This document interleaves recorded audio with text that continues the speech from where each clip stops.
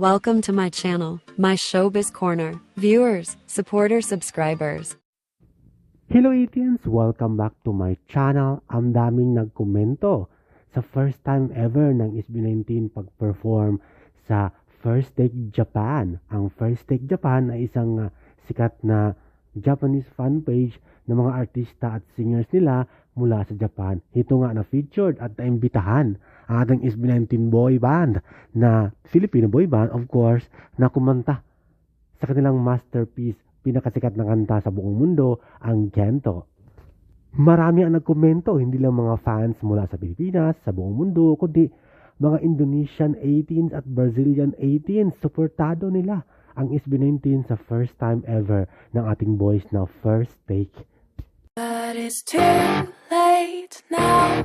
I remember you and me,